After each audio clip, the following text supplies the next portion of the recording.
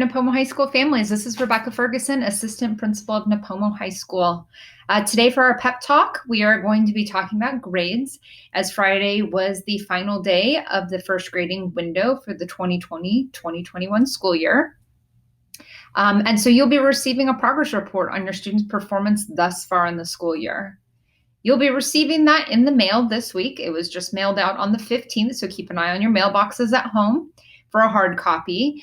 You'll also be getting an electronic copy sent to you via Parent Square later today. So if you haven't received it, keep an eye out for those messages within Parent Square so you can see a digital format or a hard copy, whichever you prefer. In either format, you'll see something that looks similar to this, and you'll see on this progress report a listing of your students' schedule and the grades that they've received thus far. So on the left-hand column, you'll be able to see the name of the course that your student is enrolled in. You'll see the name of the instructors. You will see the grade that they have received for the first grading period, for the first mark. You'll see the amount of credits that they can potentially earn for this class, so they have not yet received those credits.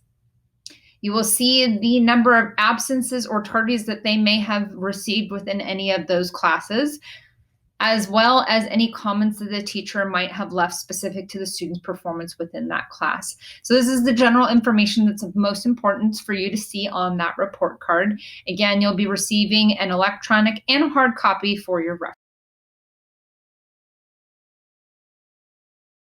So we do a lot of talking about making sure students get good grades, encouraging them to improve their grades, but we want to make sure that everybody's aware of why grades are really important. The simple answer is you've got to pass your classes in order to graduate from high school.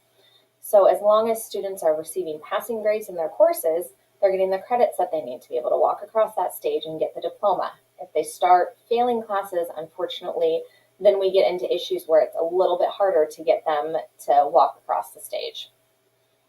The grades that students receive that impact the paths that they can take after college or after high school. So I know there are maybe some students or some parents who are saying, my kid's not going to college. My kid is going to go straight to community college. They're not going to go to a four-year college. However, our goal is to make sure that we're keeping as many doors open as possible. Say, your child's freshman year, they decide they're going to enter the military. So they don't set up rigorous coursework. They don't do the greatest in their classes. And then come junior year, they decide they actually want to go to a four-year institution. It makes it a lot harder to backtrack and meet those requirements and bring the grades up than it is just to start fresh with good grades, making sure we're doing rigorous coursework. And that way, come senior year, students have as many options available as possible to them. Grades will also help determine eligibility for financial aid and scholarships. So again, if your student's going to community college, a four-year university, financial aid is going to be key. And so Cal Grants look at students' GPA. And so students with a GPA below a 3.0 aren't eligible to specific Cal Grants. So again, it's really important that we're keeping those grades up as much as possible so that we can make sure that you're getting as much money as possible to help pay for college. Scholarships are the same way. So there are many scholarships that will have GPA requirements, or even if it's not a specific requirement, the scholarship committees do review GPA. So it's important that we're keeping our GPA up to, again, get more money for college. And then also, it provides information to our teachers and our staff as to how we're doing. If in your math class, it seems like a large portion of the students didn't pass, or got a poor grade in a portion of the class, it helps us know, and the teachers, what we need to reteach. What students understood, what students didn't necessarily understand. And it gives us a really good guidance for how to move forward and how to make sure that we're best supporting all of our students.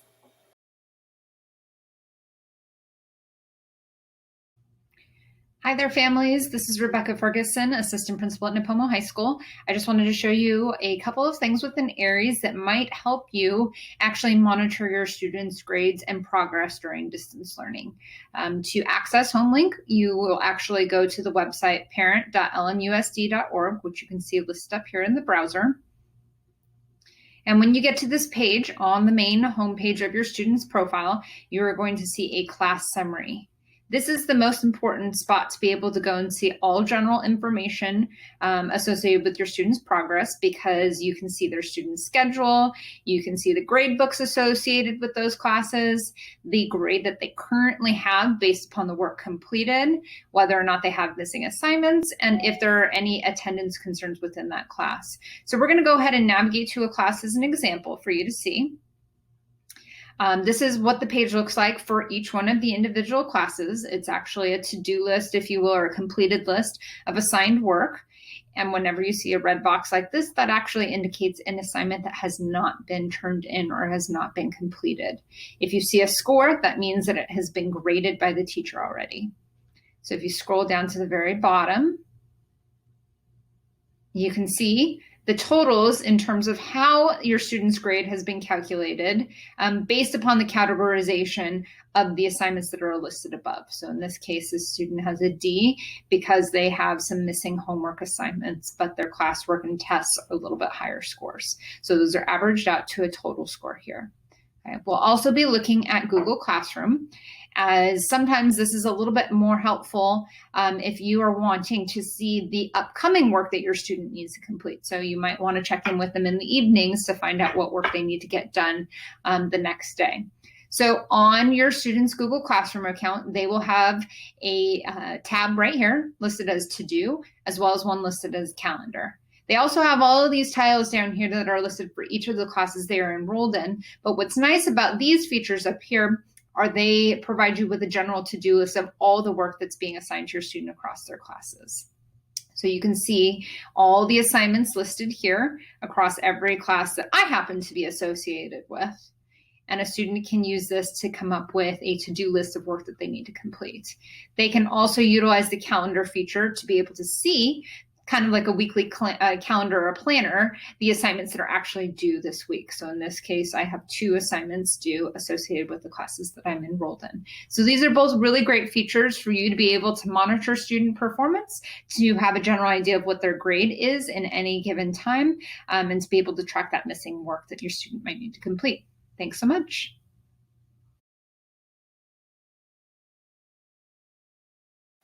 Let's talk a little bit about graduation requirements. It's just the start of the school year, but we're going to be talking about this early and often and repeatedly, both for you and for your students. So just a quick review. I know that especially our 12th grade families watching, you are very familiar with this, but we do have certain requirements required for graduation. These are the minimum requirements a student needs to graduate with a diploma from Nipomo High School. However, we know that our students are capable of really awesome things, and so we have higher expectations, which I'm going to touch on briefly in the next slide. They align very closely to the UC-CSU A through G requirements, which I'll get to. But just to give you an idea, we have right here all of our subject areas: history, English, mathematics, laboratory science, our language other than English, visual and performing art, college prep electives, and then a couple of particular courses: health, PE, other electives, and community service. So just a reminder that, for example, we'll take English. It's one of the easiest ones. 40 credits required for graduation. That's 4 years. Every class that a student takes during the school day, they're going to earn 5 credits. So for a whole year, it's going to be 10 credits, 5 credits per semester. So history, that's at 3 years or 30 credits. Math, our graduation requirement is 3 years or 30 credits, including passing Algebra 1, but we're going to recommend and encourage that students take 4 years of math. It's very important, like we've been repeating, that students are prepared for that next step, whether it's college, community college, the military, the workforce, vocational training. We want students to be really equipped for whatever they choose to do next. We're looking at 2 years or 20 credits for laboratory science. Again, we're going to recommend that 3 years. In fact, our science sequence is 3 years: biology, chemistry, physics, ag bio, ag chemistry, ag physics, AP bio. You get the idea. We have that 3-year planned out. Visual and performing arts, college prep electives, students are going to have plenty of those. We also have students that are required to take 5 credits of health. So that's the first semester of 9th grade. So as you're talking to your student, make sure that they took health as a freshman, or they took it during summer school if they were involved in a program like AVID. If they have yet to pass health, that's really important, because if they're a 12th grader, they need to be taking it. If they're a 10th or 11th grader and they haven't passed it, then we can talk about making that up in summer school. Students are also required to take 2 years of PE and pass the fitnessgram. The fitnessgram is the test that all high school students take that measure their areas of fitness. Obviously, being in distance learning right now, that is on hold. We will update you as soon as we know more about what that looks like for this year. Again, a little bit more about credits, and then community service, 20 hours of community service. Again, that's kind of on hold because we're figuring out what that's going to look like this year. But students, I know many students have already accrued some of that community service. We recommend 10 hours during 11th grade and 10 hours during 12th, but students as young as 9th grade can start accruing those hours if they have a volunteer opportunity that they pursue.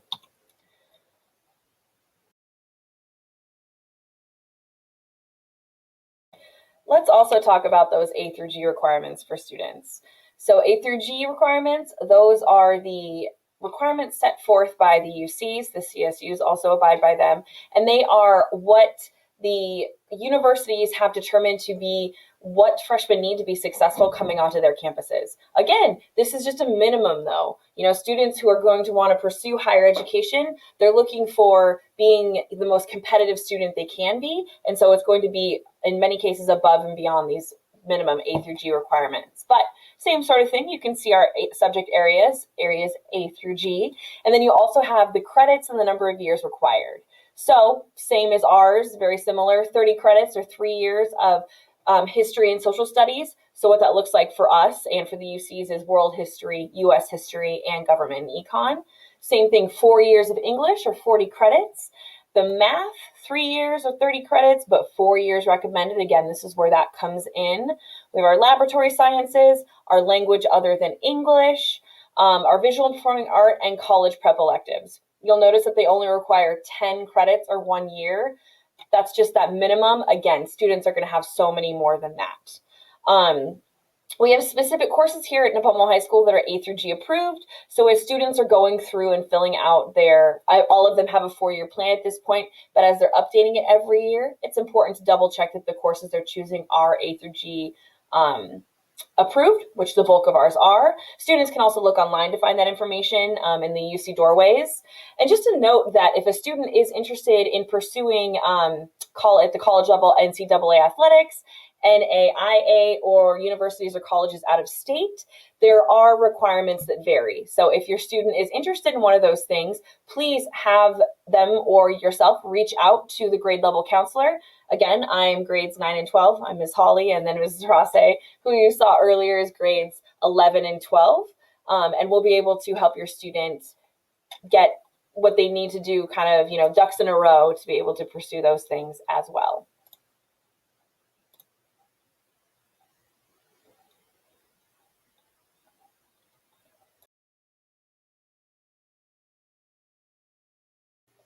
So while the A through G requirements are typically known as the requirements students must complete in order to apply for a CSU or a UC, it's important to know that at Nipomo High School, our goal is for all students to complete A through G requirements. Studies are now showing that students who are transferring or that go to a community college right out of high school, like Cuesta or Hancock, are more likely to transfer to a 4-year university and get their bachelor's degree if they've completed the A through G requirements.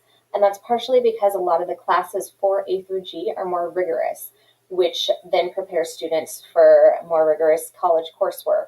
So they're more successful when they go to community colleges or colleges. The A through G requirements also give students that solid foundation of math and science that they need to be successful in their future careers. It also helps them challenge themselves. It helps them learn to problem solve. When you go out into a career, you're going to need to be able to answer questions, to figure out different solutions to problems. And so by pushing yourself and participating in this more rigorous coursework, it's going to better prepare you for the career in your child's future. The American Diploma Project has also found that there's a common core of knowledge and skills particularly in English and math, that students must master to be prepared for post-secondary education and well-paying jobs. So regardless of your path after high school, our students need to be prepared, and our goal is for them to be successful in all that they do. So by accessing these A through G courses and completing this rigorous coursework, they're going to be more prepared for whatever their next steps are. Now that you know everything there is to know about reading a transcript, our 12th grade parents, please stay on. Mrs. Sarase is going to be sharing some important updates about upcoming due dates, information specifically for 12th graders. They're going to be getting it in their advisory class this week, but we'd love to give you some of that information already. She's also going to talk a little bit about Senior Information Night, which is coming up as well.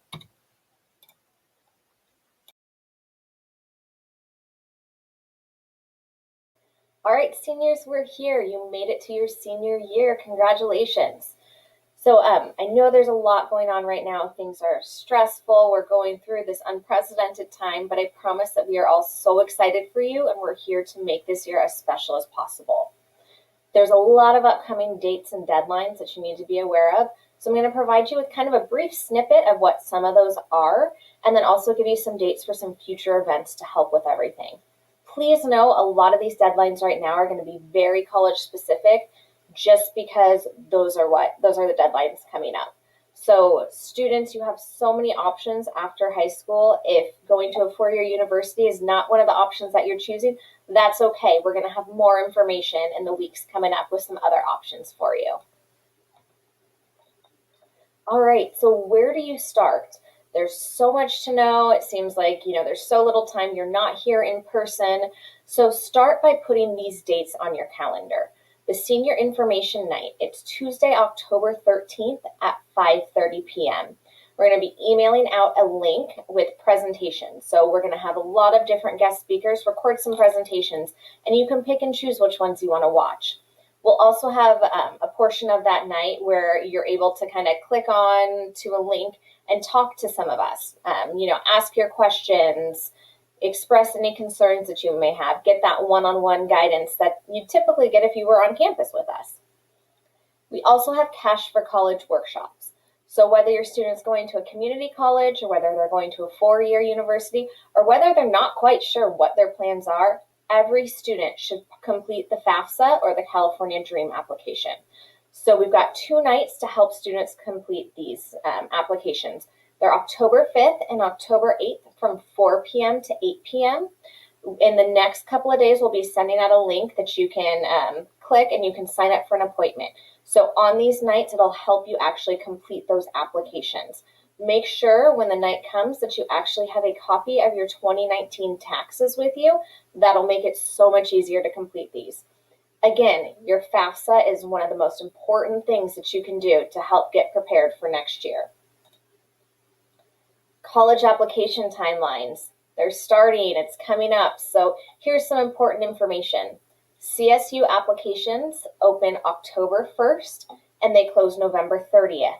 So the CSU application does not require any essays. It's just inputting your personal demographic data and your coursework while you're in high school. So you want to make sure, even though it's a little bit of a more simple application, just log on and get it done as soon as possible.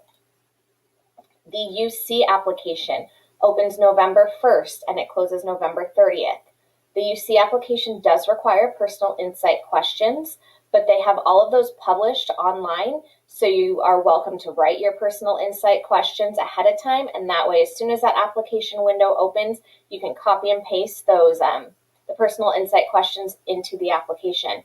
Now's another time where you can ask teachers or other people to help you edit those questions. So once you get them written up, feel free to send them to teachers, send them to me, to Mrs. O.